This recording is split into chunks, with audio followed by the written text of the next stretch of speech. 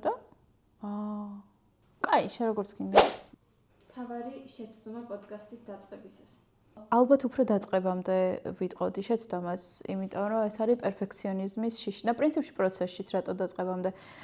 პერფექციონიზმის გამო პარალიზი რომ გვემართება, ანუ იმდენად მინდა რომ რაღაცა იდეალურად გავაკეთო, რომ ამ იდეალურობის ძებნაში მე საერთოდ ვეღარ ვიწყებ. მაგის გამო ვერ ვიწყებდი ძალიან ბევრი ხანი და რომც დავიწყე, ახლა ბევრ რაღაცას არაიდეალურად ვაკეთებ და ვიცი ჩემი გაუმჯობესების სფეროები, ანუ რა არის, რა შემიძლია რომ უკეთესად გავაკეთოთ, მაგრამ ამ მომენტისთვის როგორც გამომდის ჩემი რაღაც ძალისხმევიდან გამომდინარე, ფინანსური თუ ადამიანური რესურსებიდან გამომდინარე, ისე ვაკეთებ და პროცესი მიჩვენებს რა მაქვს გასავითარებელი და გონია რომ ეგ სწორია რომ აკეთო სუდად ან აკეთო არც ისე კარგად, ვიდრე საერთოდ არ აკეთო.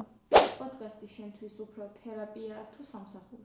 ჯერჯერობით უფრო თერაპია, უფრო ჰობი, მაგრამ თან ახლავს სამსახურებრივი მომენტებიც, იმიტომ რომ არის რაღაც ისეთი მომენტები, რაც გეზარება რომ გააკეთო, ხანდახან დიდ დროს მოითხოვს, მათ შორის თუნდაც ტრანსკრიპტის გაკეთება და მაგის მიხედვით თაიმლაინების გაწერა, თაიმკოდების გაწერა, თუნდაც აღწერის მოფიქრება და ასე შემდეგ, ან ტექნიკური მომენტები, მაგრამ ამ ეტაპზე ჯერჯერობით სიამოვნებას მანიჭებს, იმიტომ რომ იმდენად ბევრს არ ვწერ, რომ რუტინაში გადამივიდეს.